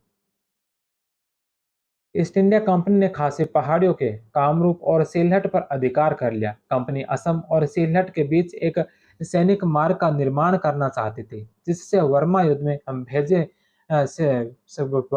युद्ध में सेना भेजने में सुविधा हो। आरंभ में खासी पहाड़ियों के राजा तीरथ सिंह ने अंग्रेजों के इस क्षेत्र पर अपना प्रशासन स्थापित करने का विरोध किया। 1829 ईस्वी में उसने सरकार के विरुद्ध गुरिल्ला युद्ध आरंभ कर दिया था। सरकार ने सैनिक शक्ति के बल पर इस विद्रोह का दमन कर तीरथ सिंह को निर्वासित कर ढाका भेज दिया, जहां 1834 में उनकी मृत्यु हो गई। तीरथ सिंह की मृत्यु के बाद विद्रोह समाप्त हो गया। किसान आंदोलन। नागरिक विद्रोह की तुलना में किसानों के विद्रोह ज्यादा व्यापक स्वरूप के थे, क्योंकि सरकार की आर्थिक नीतियां एवं नई भू राजस्व व्यवस्था का दुष्प्रभाव सबसे अधिक किसानों पर ही पड़ा था। भूख, दरिद्रता और शोषण से पीड़ित किसानों ने आर्थिक शोषण से छुटकारा पाने एवं लगान में रियायत के लिए 1857 ईस्वी से पूर्वी बंगाल, मद्रास, मैसूर, महाराष्ट्र इत्यादि जगहों में अनेक आंदोलन किए थे। फेराजी अथवा फराजी आंदोलन 1804 से 1851। सन्यासियों के सम्मान। बंगाल में मजनू शाह, चिराग अली शाह एवं पागलपंथी संप्रदाय नेता टीपू ने किसानों की सहायता से कंपनी और जमींदारों के विरुद्ध आंदोलन चलाया। धार्मिक नेता फ्रायजी के नेतृत्व में भी एक आंदोलन चला, जिसने अंग्रेजी सरकार को अत्यधिक परेशान किया। फेराजी विद्रोह 1804 ईस्वी में हाजी शरीयतुल्लाह के नेतृत्व में बंगाल के फरीदपुर में शुरू हुआ था। हाजी शरीयतुल्लाह फ्रेजी के नाम से विख्यात थे। 1840 में हाजी शरीयतुल्लाह की मृत्यु के बाद उसे उसके पुत्र दुदु मियाँ ने फेराजी विद्रोह की बागडोर संभाली। दुदु मियाँ ने कहा था कि सब भूमि अल्लाह की देन है। फेराजी आंदोलन मूलतः एक धार्मिक विचारधारा थी जिसका उद्देश्य मुस्लिम समाज में प्रचलित कुरीतियों को मिटाना तथा इस्लाम के सच्चे स्वरूप की स्थापना करना था। वह ईश्वर के समक्ष सभी मनुष्यों को सम्मान तथा जमीन पर ईश्वर का अधिकारी मानते थे। इसलिए उनके अनुसार किसी को भी लगान वसूलने का अधिकार नहीं था। फौजी आंदोलन धर्म के अतिरिक्त प्रचलित राजनीतिक व्यवस्था में परिवर्तन चाहते थे। उनका मानना था कि बंगाल में कंपनी शासन की स्थापना ने मुसलमानों के सामाजिक, आर्थिक, धार्मिक तथा राजनीतिक जीवन पर गहरी चोट की थी। पागलपंथी विद्रोह टीपू 1813 से 33 ईस्वी। पागलपंथ एक अर्धधार्मिक संप्रदाय था। बंगाल के बाउल धर्मावलंबियों द्वारा अक्सर अपना परिचय पागल कहकर दिए जाने के कारण यह संप्रदाय पागलपंथी के नाम से प्रसिद्ध हुआ। पागलपंथी नामक अर्धधार्मिक संप्रदाय के नेता करम शाह एवं उनके पुत्र टीपू ने 1813 में जमींदारों के विरुद्ध काश्तकारों के समर्थन में विद्रोह किया। टीपू मीर ने इसे राजनीतिक संप्रदाय में बदल दिया। जमींदार जमींदारों द्वारा रैयतों से बेगारी किए जाने के विरोध में किसानों ने टीपू नामक फकीर को अपना नेता चुना। करमशाह के कुछ हिंदू मुसलमान अनुयायी थे जो अपने को पागलपंथी कहते थे। लोगों में यह अफवाह फैल गई कि अंग्रेजों और जमींदारों का शासन समाप्त होने वाला है और टीपू का शासन प्रारंभ होने वाला है। किसानों ने जमींदारों पर आक्रमण किया एवं ब्रिटिश सेना का भी विरोध किया। 1825 के प्रारंभ में घमासान युद्ध हुआ। अंग्रेजों ने लगान वसूली पर फिर से विचार करने का वायदा किया। इस बीच टीपू ने शेरपुर पर अधिकार कर लिया, परंतु 1827 ईस्वी में टीपू को गिरफ्तार किया और विद्रोह शांत हो गया। दीवान वेलुथाम्मी विद्रोह दीवान वेलुथाम्मी विद्रोह यह विद्रोह त्रावणकोर में 1805 ईस्वी से 1810 ईस्वी के बीच हुआ। त्रावणकोर राज्य को 1805 ईस्वी में अंग्रेजों ने सहायक राज्य बना लिया था। त्रावणकोर के राजा वेलुथम्बी ने ब्रिटिश रेजिमेंट कर्नल मैकाले के मकान पर धावा बोल दिया। अंग्रेजों से लंबे संघर्ष के बाद वेलुथम्बी ने जंगल के भगवती मंदिर में आत्महत्या कर ली। अंग्रेजों ने उसके शव को त्रिवेंद्रम लाकर फांसी पर लटकाकर बहादुरी का परिचय दिया। लोगों को आतंकित करने के लिए उसके शव को कई दिनों तक फांसी पर लटकाए रखा। रंगपुर का विद्रोह 1783। रंगपुर का विद्रोह 1783 भारत में ब्रिटिश शासन कंपनी का शासन आरंभ बंगाल से हुआ। इसलिए कंपनी द्वारा भूमि पर राजस्व व्यवस्था में प्रयोग यहीं से शुरू किए गए। ब्रह्मपुत्र घाटी के रंगपुर में 1783 ईस्वी में द्विजो नारायण तथा किन्हा सिंह के नेतृत्व में लगान वसूली का ठेका लेने वाले इजारेदार देवी सिंह के खिलाफ विद्रोह कर दिया। विद्रोह द्वारा रंगपुर के जमींदार कमलुद्दीन की हत्या कर दी गई। विद्रोहियों ने एक गणतांत्रिक सरकार निर्माण करते हुए उन्हें अपने नेता धीरज नारायण को नवाब और नूरुद्दीन को बख्शी घोषित कर दिया गया। हाथीखेड़ा विद्रोह हाथीखेड़ा का विद्रोह यह विद्रोह 1820 के आसपास असम क्षेत्र में हुआ था। जमींदारों द्वारा बेगार अनिवार्य करने के विरोध में टीपू फकीर के नेतृत्व में यह विद्रोह हुआ था। बरसाल विद्रोह बरसाल विद्रोह जमींदार द्वारा लगाए गए ताड़ीकर और सामान्यतः अंग्रेजों के प्रभुत्व के विरुद्ध था। 1831 ईस्वी में कलकत्ता के निकट बरसाल के टिटुमीर ने, जो कि एक जुलाहा था और एक जमींदार का लठेत था, किसानों को विद्रोह के लिए प्रोत्साहित किया। वहाबी आंदोलन वहाबी आंदोलन तरीका ए मोहम्मदी अथवा वली उल्लाही आंदोलन अत्यधिक व्यापक एवं सुसंगठित था। यह एक इस्लामी पुनरुत्थान आंदोलन के रूप में प्रारंभ हुआ, परंतु शीघ्र ही यह एक ब्रिटिश विरोधी सशस्त्र आंदोलन के रूप में भारत के विभिन्न भागों में व्यापक रूप में फैल गया। वहाबी आंदोलन को बंगाल, बिहार के किसानों, कारीगरों और दुकानदारों ने समर्थन दिया, क्योंकि यह अंग्रेजी सरकार की नीतियों के विरुद्ध कामकाजी लोगों का सशक्त आंदोलन बन गया था। अंग्रेजी शासन की समाप्ति के अलावा सामाजिक पुनर्गठन एवं सामाजिक न्याय की मांग इस आंदोलन के मुख्य उद्देश्य थे। वहाबी आंदोलन को सैयद अहमद बरेलवी 1786 से 1831 उत्तर प्रदेश रायबरेली के निवासी सैयद अहमद बरेलवी ने वहाबी आंदोलन को प्रारंभ किया। अपनी शिक्षा पूरी कर सैयद अहमद ने टोंक नवाब के साथ अंग्रेजों की अधीनता स्वीकार कर लेने पर उन्होंने नौकरी छोड़ दी। 1821 में हज के लिए मक्का गए, जहां उनका संपर्क अब्दुल वहाब से हुआ। उनके विचारों से प्रभावित होकर वे कट्टर धर्म योद्धा बन गए। सैयद अहमद को इस जिहाद धर्मयुद्ध का नेता चुना गया। सैयद अहमद की सहायता के लिए एक परिषद बनाई गई, जिसमें अब्दुल अजीज के दो निकट रिश्तेदारों को रखा गया तथा भारत के विभिन्न भागों में वहाबी केंद्र खोले गए। सिरात ए मुस्तकिन नामक फारसी ग्रंथ में सैयद अहमद बरेलवी के विचारों को संकलित किया गया। सैयद अहमद ने एकेश्वरवाद, जिहाद और हिजरत, दुश्मनों के देश से बाहर जाने के महत्व पर भी बल दिया। अहमद ने धर्मयुद्ध के लिए तीन बातों, शस्त्र योद्धाओं की एक बड़ी टोली तैयार करना, उचित नेता अथवा सिपहसालार नियुक्त करना तथा जिहाद के लिए मुस्लिम शासन वाला क्षेत्र चुनना आदि पर बल दिया गया। पश्चिमोत्तर सीमा प्रांत, सीमा क्षेत्र के कबायली इलाके में सिथाना सीमा क्षेत्र और भारत के सभी प्रमुख नगरों में स्थानीय कार्यालय खोले गए। बंगाल प्रेसिडेंसी के लिए पटना को मुख्यालय बनाया गया। 1826 में अहमद ने हिजरत आरंभ किया, जिसमें चुने हुए समर्थकों के साथ 3000 मील की यात्रा करीब 10 महीने में पेशावर पहुंचकर उस पर अधिकार कर एक स्वतंत्र शासन की स्थापना की।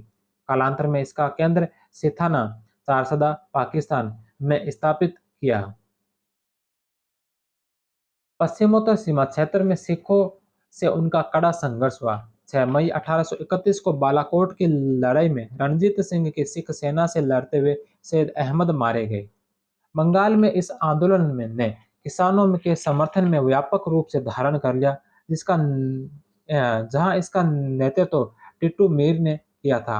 सैयद अहमद के बाद पटना के विलायत अली और इनायत अली ने इस आंदोलन को पुनर्जीवित किया तथा पटना को मुख्यालय बनाया गया। एक अनुमान के अनुसार 1850 से 63 ईस्वी के बीच वहाबियों के विरुद्ध सरकार ने करीब 20 सैनिक अभियान किए। वहाबी आंदोलन के कारण राजद्रोही लेखों पर प्रतिबंध लगा दिए। भारतीय दंड संहिता की धारा 124 में धारा 124 ए जोड़ दी गई। यह प्रावधान 1870 ईस्वी में किया गया था। इन दमनात्मक कार्यवाहियों के चलते 1871 ईस्वी तक वहाबी आंदोलन नष्ट हो गया। फिर भी वहाबियों का छिटपुट प्रभाव प्रथम विश्व युद्ध तक बना रहा। वहाबी आंदोलन मूलतः मुसलमानों का पुनरुत्थान आंदोलन था, तथापि बंगाल में यह किसान आंदोलन और राजनीतिक आंदोलन बन गया, जिसमें सिर्फ मुसलमान ही नहीं थे बल्कि बड़ी संख्या में हिंदू भी शामिल थे। इतिहासकार ताराचंद के अनुसार भारतीय समाज की पृथकतावादी प्रवृत्तियों को इस आंदोलन ने उत्तेजना दी। इस आंदोलन से एक ऐसी विचारधारा निकली जिससे पृथकता और कोपमंडुकता की प्रवृत्तियों को प्रोत्साहन मिला। आदिवासी आंदोलन, जिसमें सबसे पहले कोल विद्रोह 1831-32। कोल विद्रोह का आरंभ दिक्कू परेशान करने वाली आदिवासी क्षेत्रों में बाहर से आकर रहने वाले भूमिपति, महाजन, कर्मचारी इत्यादि दिक्कू के विरुद्ध हुआ, परंतु कालांतर में यह ब्रिटिश शासन विरोधी आंदोलन बन गया। आदिवासी पहाड़ी इलाकों में सदियों से शांतिपूर्वक रहते आए थे तथा उनके जीविका के मुख्य आधार खेती और जंगल थे। बंगाल में कंपनी शासन की स्थापना के साथ ही आदिवासियों के आर्थिक जीवन में भी महत्वपूर्ण परिवर्तन आ गया। स्थायी बंदोबस्त के परिणाम स्वरूप इस क्षेत्र में नव जमींदारों एवं महाजनों का एक नवीन वर्ग सामने आया। इन जमींदारों के साथ इनके कर्मचारी और गुमास्ते भी आदिवासियों का शारीरिक एवं आर्थिक शोषण करने लग गए तथा लगान की रकम न चुकाने पर उनके पशु ले जाते, जमीन को नीलाम कर देते थे। इस व्यवस्था के विरोध में कोलों ने 1831 में सिंहभूम के निकट सोनपुरा परगना से विद्रोह प्रारंभ किया। शुरुआत में कोलों ने द्विकुल लोगों के विरुद्ध अभियान किया, उनके पशु चुराए एवं उन्हें परेशान किया।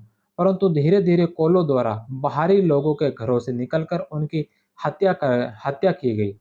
उनके घरों में आग लगा दी गई। समूचे आदिवासी क्षेत्र रांची, मानभूमि और पलामू में लूटमार और हत्या का आतंक फैल गया। चार्ल्स मेटकॉफ का विचार था कि कोल अपनी स्वतंत्रता चाहते हैं और कलकत्ता अंग्रेजी शक्ति का केंद्र और कोल की दुर्दशा के लिए उत्तरदायी कलकत्ता पर अधिकार करना चाहते थे। कोलों ने सामाजिक आर्थिक असमानता एवं शोषण के विरुद्ध संघर्ष आरंभ किया एवं सरकारी शासन तंत्र जो इस व्यवस्था को संरक्षण देता था को समाप्त करने का प्रयास किया। कोलों ने क्रोध में सरकारी खजाने को लूटा, थानों और कचहरियों पर हमला कर सरकारी कागजातों को नष्ट कर दिया। पुलिस, दरोगा एवं चौकीदारों की हत्या की। स्थानीय हिंदू राजा के कर्मचारियों की हत्या कर उनकी संपत्ति को लूटा। सिखों और मुसलमानों के बागानों एवं दुकानों को नष्ट कर दिया। हिंदू मूर्तियों, मंदिरों को नष्ट कर धन लूट लिया गया। बनियों और महाजनों को अपार क्षति पहुंचाने ब्राह्मण, राजपूत जैसे उच्च वर्गीय हिंदू जुल्हे, बनिए, उर्मी, दुसाध, सूढ़ी, तेली, सिख कालों के आतंक के सर्वाधिक शिकार हुए। कोल आंदोलन को बुद्ध भगत, जोवा भगत, केशव भगत, नरेंद्र शाह मनकी और मदरा महतो आदि नेताओं ने नेतृत्व प्रदान किया। कोलों को जैसे चेरो, ओराव और मुंडा जनजातियों ने भी सहयोग प्रदान किया। बैरकपुर और दानापुर छावनी से कोलों के दमन के लिए सेना भेजकर विद्रोह को दबा दिया गया था। पूर्वी भारत में शोषण के विरुद्ध कोलों ने पहली बार संगठित रूप से सरकार और उनके समर्थकों के विरुद्ध सशस्त्र आंदोलन प्रारंभ कर अन्य आदिवासियों के लिए प्रेरणा स्रोत बने थे। भील 1812 से 19 ईस्वी के दौरान खानदेश जिले के भील लोगों ने विद्रोह किया। कंपनी के अनुसार इस विद्रोह को पेशवा बाजीराव द्वितीय तथा उसके प्रतिनिधि त्रिम्बकजी दांगले ने प्रोत्साहित किया। ऐसा माना जाता है कि बाजीराव के विद्रोही मंत्री त्रिम्बकजी ने उनके विद्रोह के लिए उकसाया। भीलों के विद्रोही नेताओं ने चील नायक, दशरथ हेरिया आदि रहे। विद्रोह का मूल कारण कृषि संबंधी समस्याएं थी। त्रिम्बकजी बाजीराव द्वितीय का वह विद्रोही मंत्री था जिसने 1818 में खानदेश में ब्रिटिश के आधिपत्य के विरुद्ध भीलों को भड़काया था। बाजीराव द्वितीय के सलाहकार बाजीराव द्वितीय के सलाहकार त्रिम्बकजी दोंगलो को अंग्रेजों ने कैद कर लिया। वह किसी तरह भागने में सफल हो गया। त्रिम्बकजी दोंगले के भतीजे गोदाजी और महिपा के नेतृत्व में भीलों ने अंग्रेजों के खिलाफ विद्रोह कर दिया। कैप्टन ब्रिग्स ने भीलों को मिलने वाली सारी आपूर्ति रोक दी। उसी समय एक ब्रिटिश अधिकारी माउंट स्टुअर्ट एल्फिंस्टन ने भीलों को शांत करने की नीति अपनाई। भीलों ने विद्रोह 1831 से 1846 तक होते रहे। चुवार और हो विद्रोह। चुवार या भूमिज विद्रोह बंगाल के मेदिनीपुर जिले में हुआ, जो 1768 से लेकर 1772 तक तथा 1795 से लेकर 1816 ईस्वी के बीच चला। अकाल तथा बढ़े हुए भूमि कर एवं अन्य आर्थिक कठिनाइयों से पीड़ित चुवारों के राजा जगन्नाथ ने 1768 ईस्वी में अन्य विद्रोही जमींदारों के समर्थन से विद्रोह किया। उन्होंने स्वयं पूरे क्षेत्र को उजाड़ दिया, खेती नष्ट कर दी, सरकार को लगान देना बंद कर दिया। 1832 ईस्वी में गंगा नारायण ने पुण्य बगावत की। सिंहभूम के ही लोगों ने उन्हें समर्थन दिया। छोटा नागपुर और सिंहभूम के हो लोगों ने भी 1820-22 ईस्वी और 1831 में विद्रोह किया, जिन्हें सरकार ने सैनिक शक्ति के बल पर दबा दिया। संथाल विद्रोह 1855 ईस्वी। संथाल बिहार बंगाल के सीमावर्ती क्षेत्रों के पर्वतीय इलाकों मानसून, बड़ा बुज, हजारीबाग, मिदनपुर, बांकड़ा, सिंहभूम क्षेत्र में बसे हुए थे, जिनका जीवन कृषि एवं वनों की संपदा पर ही आधारित था। पहाड़िया लोगों के उपद्रवी व्यवहार पर अंकुश स्थापित करने और कृषि विस्तार द्वारा भू राजस्व की में वृद्धि करने के उद्देश्य से अंग्रेजों ने राजमहल की तलहटी में संथाल लोगों को बसने के लिए तैयार किया। संथाल लोग जंगल को साफ कर हल से खेती करते हुए निचली पहाड़ियों पर कब्जा जमाने में सफल रहे। इस क्षेत्र में संथालों के प्रवेश के बाद जंगली क्षेत्र के वर्चस्व को लेकर हल, संथाल और कुदाल पहाड़िया के बीच लंबा संघर्ष चला। सरकार ने दमन ए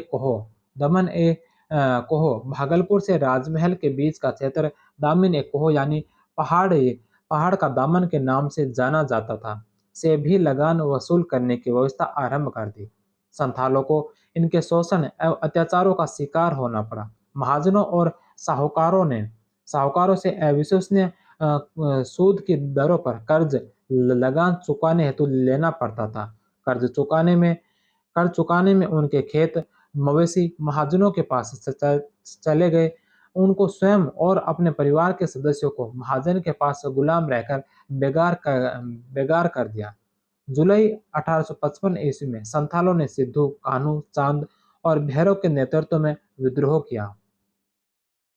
सिद्धू ने अपने आप को देवी पुरुष बताया, संथालों को भगवान ठाकुर का अवतार घोषित किया। 30 जून 1855 को सिद्धू और कान्हू ने भगनाडीही में संथालों की एक आम सभा, जिनमें 10,000 संथालों ने भाग लिया, बुलाई और ठाकुर का आदेश, जमींदारी, महाजनी एवं सरकारी अत्याचारों का डटकर विरोध करना तथा अंग्रेजी शासन को समाप्त कर देना सुनाया। इस कारण प्रतिवर्ष 30 जून को हूल दिवस के रूप में मनाया जाता है। जब संथालों ने देखा कि सरकार भी जमींदारों एवं महाजनों की पक्षधर है, तो सरकार के विरुद्ध भी उनका क्रोध प्रकट हुआ। संथालों ने अत्याचारी दरोगा महेश लाल की हत्या कर दी। बाजार, दुकान लूट लिए गए, थानों में आग लगा दी गई। भागलपुर और पूर्णिया से घोषणा पत्र निकालकर संथालों को सरकार एवं अन्य लोगों के अत्याचारों का अंत करने का निर्देश दिया। जगह जगह सरकारी कार्यालयों, कर्मचारियों एवं महाजनों पर आक्रमण किए। भागलपुर और राजमहल के बीच रेल, डाक और तार सेवा भंग कर दी। संथालों ने अंग्रेजी शासन की समाप्ति की घोषणा कर अपना स्वतंत्र शासन स्थापित किया। संथाल विद्रोह राजमहल, हजारीबाग, पूर्णिया, भागलपुर, मुंगेर, बांकुड़ा एवं अन्य इलाकों में भी फैल गया। भयभीत कंपनी सरकार ने कलकत्ता से मेजर बर्रो के अधीन सेना की एक टुकड़ी संथालों के दमन के लिए भेजी। संथालों ने वीरतापूर्वक सेना का मुकाबला किया, परंतु सिर्फ तीर धनुष और छापामार युद्ध के सहारे वे सेना के सामने टिक नहीं सके। संथाल नेता गिरफ्तार कर मार दिए गए। सिद्धू और कान्हू की गिरफ्तारी के साथ ही संथालों का मनोबल टूट गया तथा फरवरी 1856 ईस्वी तक संथाल विद्रोह समाप्त हो गया। सिद्धू, मांझी एवं कान्हू के अलावा भैरव तथा चांद भी इस आंदोलन से जुड़े हुए थे। संथाल विद्रोह के बाद सरकार को उनकी समस्याओं की ओर ध्यान देने को बाध्य होना पड़ा तथा सरकार ने संथाल परगना को जिला बनाया, संथालों को कुछ राहत प्रदान की। संथाल का प्रतीक हल था, वही पहाड़ियों का प्रतीक कुदाल था। इसके पश्चात अंतिम है सैनिक विद्रोह। पालीगार विद्रोह वीर पंडित काटावामन 1799 से 1805 तथा 1846 से 1847 ईस्वी के मध्य हुआ। पालीगार पूर्वी घाट क्षेत्र में रहते थे और विजयनगर राज्य को सैन्य सेवा प्रदान करते थे। विजयनगर के पतन के उपरांत अंग्रेजों को पोलीगरों को दबाने के लिए लंबे समय तक अभियान चलाना पड़ा। पोलीगारों ने नेपोलियन से भी संपर्क साधने की कोशिश की, मगर उस समय नेपोलियन सहायता देने की स्थिति में नहीं था। पोलीगरों का मुख्य उद्देश्य जम्मू द्वीप को यूरोपियों से मुक्त करवाना था। इस विद्रोह का प्रमुख नेता वीर पंडित काटावामन था। प्रमुख पोलीगर नेताओं को मार दिया गया एवं विद्रोह कुचल दिया गया। गडकरी विद्रोह 1844 ईस्वी। 1844 में महाराष्ट्र में गडकरी जाति के विस्थापित सैनिकों ने अंग्रेजों के विरुद्ध विद्रोह किया। गडकरी मराठा किलों में काम करने वाले आनुवंशिक कर्मचारी थे। गडकरियों ने मोदरगढ़ और समनगढ़ के किले को जीत लिया गया। पायक अभ्युदय 1817 बक्सी जगबंधु। यह विद्रोह 1817 से 1825 ईस्वी के बीच हुआ। उड़ीसा के तट की पहाड़ियों में खुर्द क्षेत्र में पायक पैदल सैनिकों का विद्रोह हुआ, क्योंकि इनके पुश्तैनी पेशे पर प्रतिबंध लगा दिया गया था। इस विद्रोह का नेतृत्व बख्शी जगबंधु ने किया था। वेल्लोर में सैनिक विद्रोह यह एक धार्मिक विद्रोह भी था। यह विद्रोह 1806 ईस्वी में हुआ। इसमें मद्रास का गवर्नर विलियम बेंटिंक था। सैनिकों ने जातिगत चिन्हों पर प्रतिबंध लगाने एवं अन्य नियंत्रणों के कारण विद्रोह किया। इस विद्रोह को भड़काने का कार्य टीपू के पुत्रों ने भी किया। उस समय वेल्लोर किले की जेल में बंद थे। भारतीय सैनिकों ने कुछ अंग्रेज अधिकारियों की हत्या कर दी और किले पर मैसूर राज्य का झंडा फहरा दिया। अंग्रेजों ने क्रूरतापूर्वक विद्रोह को दबा दिया। पिंडारी विद्रोह सिंधिया और होलकरों की सेनाओं के भूतपूर्व कमांडर पिंडारियों ने बेगारी के स्थान पर लूट मार की राह अपनाई। करीम खां रुहुल्ला, चीतू, वासिल मोहम्मद ने मध्य भारत में व्याप्त अराजकता का लाभ उठाया एवं निरंकुश लूट मार प्रारंभ कर दी। यह विद्रोह 1817-18 के आसपास हुआ। तत्कालीन गवर्नर जनरल लॉर्ड हेस्टिंग्स ने थॉमस हिस्लॉप की सहायता से विद्रोह को पूरी तरह दबा दिया। वासिल मोहम्मद पकड़ा गया। उसने जेल में आत्महत्या कर ली। चित्तू जंगलों में भटक भटक कर खत्म हो गया। इस विद्रोह और आंदोलनों के अतिरिक्त 1857 के पूर्व छोटे बड़े अनेक सैनिक विद्रोह भी हुए थे। 1778 ईस्वी में जब वॉरेन हेस्टिंग्स ने बनारस के राजा चेतर सिंह पर अधिक धन के लिए दबाव डालना आरंभ किया, तो सेना ने राजा की मदद की और अंग्रेज सिपाहियों का विरोध किया। इसी प्रकार वेलेस्ली ने जब अवध के नवाब वजीर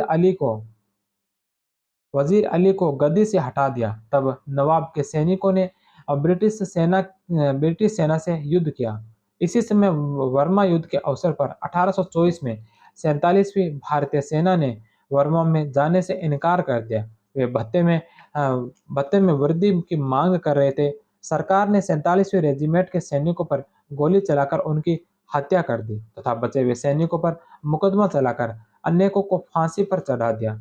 47वीं रेजिमेंट भंग कर दी गई। सैनिक इन दमनकारी कार्यों से विचलित नहीं हुए। 1844 ईस्वी में पुणे फिरोजपुर में 34वीं रेजिमेंट, 7वीं बंगाल घुड़सवार सेना, 64वीं रेजिमेंट और रावलपिंडी की 22वीं रेजिमेंट ने अपने अधिकारियों की सुरक्षा के लिए विद्रोह कर दिया। इन सभी विद्रोह को तो सरकार ने दबा दिया, परंतु असंतोष की भावना को समाप्त करने में सरकार विफल रही। 1857 से पूर्व होने वाले विद्रोह का महत्व 1857 ईस्वी के पूर्व के विद्रोह यद्यपि असफल हो गए, तथापि इन्होंने जनमानस में एक नई चेतना भर दी। किसानों और निम्न वर्गों की दयनीय स्थिति की ओर सबका ध्यान आकृष्ट हुआ। असंतोष की भावना से समाज के अधिकांश वर्गों ने विकराल रूप धारण कर लिया, जिसकी अभिव्यक्ति 1857 ईस्वी के प्रभावशाली विद्रोह के रूप में हुई। खोंड विद्रोह 1837 से 1856 ईस्वी। खोंड आदिवासियों में नर बलि प्रथा प्रचलित थी। जब अंग्रेजों ने इसे रोकने का प्रयास किया, तो खोंडों ने चक्र बिसोई के नेतृत्व में विद्रोह कर दिया। गवर्नर जनरल हार्डिंग प्रथम ने कैंपबेल नामक अधिकारी को नर बलि प्रथा रोकने के लिए नियुक्त किया था। तो यह था आज का चैप्टर 1857 से पूर्व अंग्रेजी शासन के विरुद्ध भारतीय संघर्ष, जिसमें जनमानस के विद्रोह, सैनिक विद्रोह, किसानों के विद्रोह और जनजातीय विद्रोह के बारे में हमने पढ़ा। इससे पहले इसी क्लास में हमने 10वां चैप्टर भी पढ़ा, ब्रिटिश शासन का भारतीय अर्थव्यवस्था पर प्रभाव। इन दोनों चैप्टरों के साथ ही आज की क्लास समाप्त होती है। कल की क्लास में हम 1857 का स्वतंत्रता संग्राम पढ़ेंगे। तो मिलते हैं कल हम 1857 के स्वतंत्रता संग्राम की क्लास में। तब तक आप सभी का बहुत बहुत धन्यवाद। जय हिंद, वंदे मातरम।